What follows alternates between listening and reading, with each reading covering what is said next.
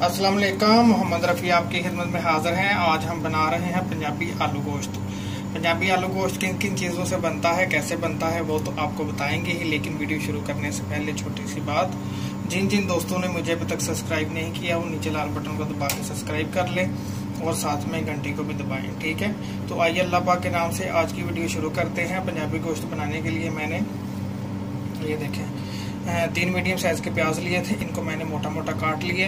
1 गट्ठी लहसुन की ली थी, उसको भी मैंने मोटा काट लिया। ये डालते हैं कुकर में, चूल्हा कर देते हैं ऑन, ठीक है।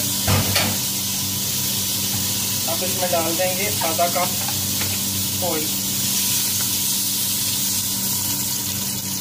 ठीक है। आधा कप ऑयल मैंने डाल दिए, इनको करना है लाइट गोल्डन।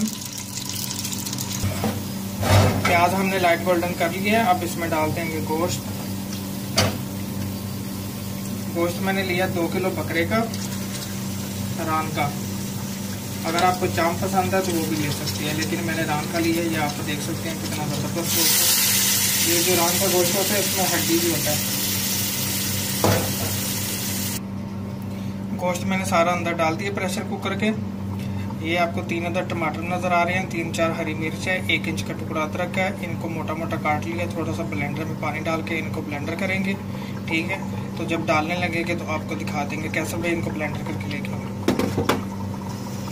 गोश्त को अच्छी तरह भूनते हैं 3 से 4 मिनट। अच्छी तरह मैंने गोश्त को भून लिया है, ठीक है। 5 मिनट मैंने गोश्त को अच्छी तरह भून लिया है। ये देखें गोश्त ने अपना पानी छोड़ दिया है। अब इसमें डाल देंगे मैं मसाले। आधी चम्मच हल्दी, आधी चम्मच इसी रेड चिली पाउडर, आधी चम्मच कुटी रेड चिली, 1 चम्मच भर के कश्मीरी रेड चिली पाउडर। ये तीखी नहीं होती, ये सिर्फ कलर के लिए मैं हंडिया के अंदर डालता हूँ। गोश्त के अंदर मैं दाल वगैरह बनाऊँ तो इसलिए इसके अंदर मैं डालता हूँ। ये तीखी नहीं होती। 1 चम्मच भर के नमक। आप अब इसको चला दीजिए। मिक्स कर लिया मैंने मसाले डाल के। ये जो हमने बताया था आपको, टमाटर, हरी मिर्च और अदरक पेस्ट मैंने सारा इसके अंदर डाल दिया। जो टमाटर और हरी मिर्च और अदरक का पेस्ट हमने बनाया था वो मैंने गोश्त के अंदर डाल दिया। इसको मैंने एक बार मिक्स कर लिया, ठीक है। अब इसमें डाल देंगे गर्म पानी 2 गिलास।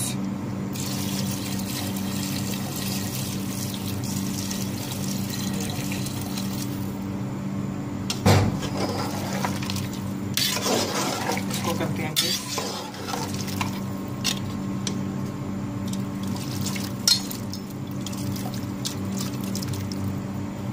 दो गिलास भर के मैंने इसके अंदर पानी डाल दिए। जब भी मैं गोश्त बनाता हूँ तो उसके अंदर गर्म पानी डालता हूँ। आप भी जब गोश्त बनाएं तो उसके अंदर पानी गर्म डालें, क्योंकि फ़ौरन उसकी कुकिंग शुरू हो जाती है, टाइम नहीं लगता। अगर आप उसके अंदर ठंडा पानी डालेंगे तो फ़ौरन उसकी कुकिंग शुरू नहीं होती, ठीक है। अब इसको प्रेशर लगा देंगे हम 20 मिनट के लिए। तो इंशाल्लाह मिलते हैं 20 मिनट बाद। Welcome back. 20 मिनट के लिए हमने इसको प्रेशर कुकर लगा दिया था। गोश्त हमारा अच्छी तरह गल गया। हमने चेक गोश्त हमारा 20 मिनट के अंदर गल गया, ठीक है। अब इसकी करें बुनाई। चूल्हा मैंने बंद कर दिया था, दोबारा ऑन कर देते हैं,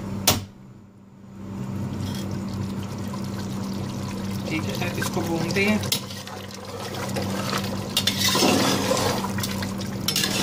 जबरदस्त हमारा गोश्त का कलर आया है, आपको नजर आ रहा होगा कैमरे में।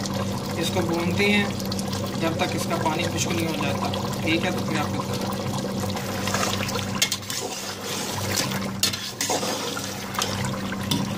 गोश्त को हमने अच्छी तरह भून लिया। देखिए गोश्त ने अपना ऑयल छोड़ दिया, ठीक है। ये देखिए। अब इसमें डाल देंगे आलू। आधा किलो मैंने आलू लिए, आलू के 2 कर लिए, मोटा मोटा काट लिया। ये देखिए इस साइड, ठीक है। आलू गोश्त के अंदर आलू पड़े जाते हैं। ये डाल देंगे आलू।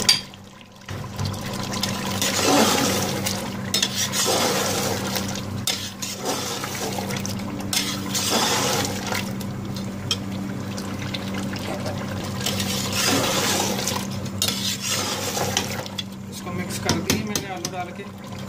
अब इसमें डाल देंगे पानी।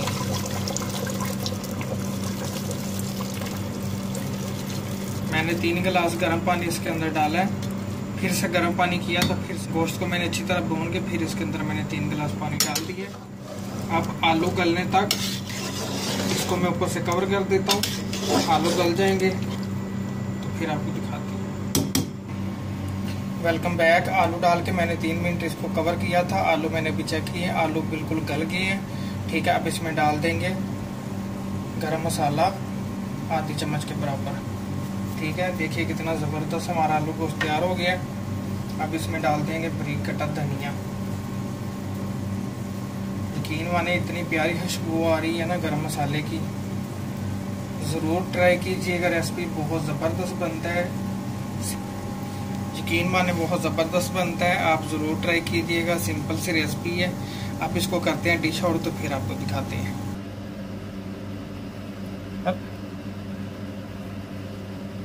अल्हम्दुलिल्लाह देखिए आलू गोश्त को मैंने डिश आउट कर दिया है। ठीक है, अब इसको करें हम गार्निश। ये देखिए, अगर आपको ये मेरी रेसिपी अच्छी लगती है वीडियो के नीचे लाइक कीजिए, मेरे चैनल को सब्सक्राइब कीजिए।